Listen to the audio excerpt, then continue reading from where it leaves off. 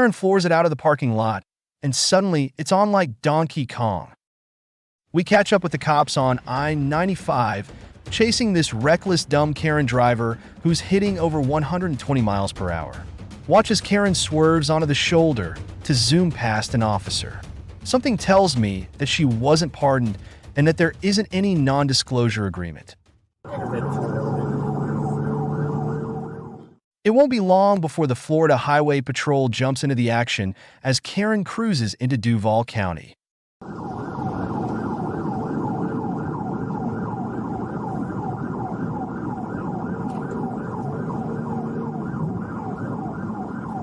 going to switch positions. FHP's taking over lead, inside lane, northbound, 90 miles an hour, passing the free